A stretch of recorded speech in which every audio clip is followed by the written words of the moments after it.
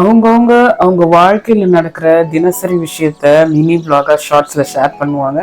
நான் அந்த மாதிரி இந்த மாடி தோட்டத்துல என்ன செய்யறேனோ என்ன தோணுதோ அதெல்லாம் வந்து ஷேர் பண்ணுவேங்க.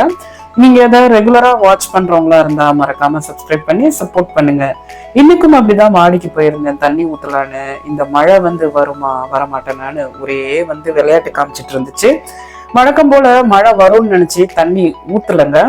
4 நாளா வந்து நான் ஊருக்கு போயிருந்தேன். அதுக்கு காரணமே இந்த என் வீட்டுல ஒரே டஸ்ட்டுங்க. பின்னாடி புதுசா ஒரு வீடு கட்டுறாங்க.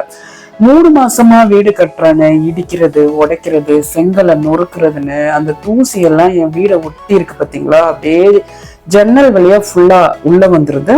சரி, டெய்லி மாப் போடுறோம், தண்ணியை தொடச்சு மாப் போடுறோம், ஒரே வேலையா இருக்கு, ஊர்ல போய் ரெஸ்ட் எடுக்கலாம் அப்படின்னு சொல்லிட்டு அங்க 4 நாள் போனா வீட்டை எங்க அப்பா கிட்ட கொடுத்துட்டு வந்தோம். பாத்தீங்களா, அவர் பெருக்க மாட்டாரு, துடைக்க மாட்டாரு, சுத்தமா வச்சுக்க மாட்டாரு, எதுவுமே பண்ண மாட்டாருங்க.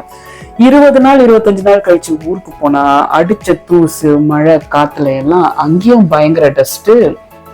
மாத்திரை போட்டும் கேட்கல, சளி ஜுரம் இந்த மாதிரி அதிகமாயிடுச்சு. நிறைய ஷார்ட்ஸும் ஷேர் பண்ண முடியல, வீடியோஸும் போட முடியலங்க.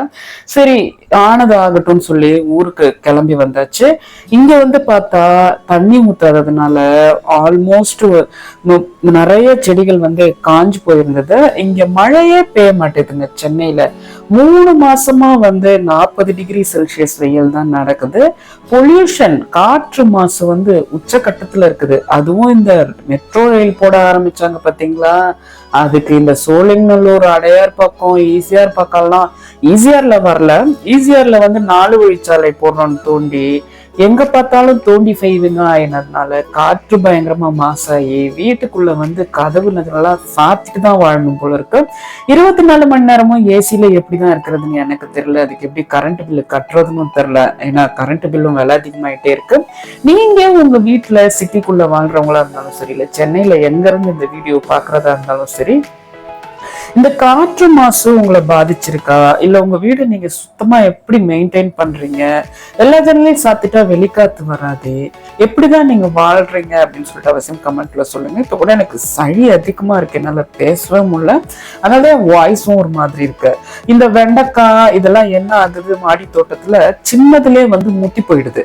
காரணம்னா 3 மாசம் தொடர்ந்து வெயில்னா அது எப்படி பெருசாகும். வர வேண்டிய இந்த கிருமி பழம் கீரை இதுதான் நல்லா வந்துட்டு இருக்கு. டிசம்பர் செடிலாம் ஆல்மோஸ்ட் நீங்க பாக்குறீங்க காஞ்சே போயிடுச்சு பாருங்க. இது ஒண்ணும் இல்ல, கட் பண்ணி விட்டா கீழே இருந்து புதிய செடிகள் வந்து கண்ணு மாதிரி போட்டு வளர்ந்துட்டு இருக்குங்க. இந்த வெயில் தொழில் இல்லாம இந்த காக்கா வேற எங்க பார்த்தாலும் 2 பாத்ரூம் போயிடுதுங்க.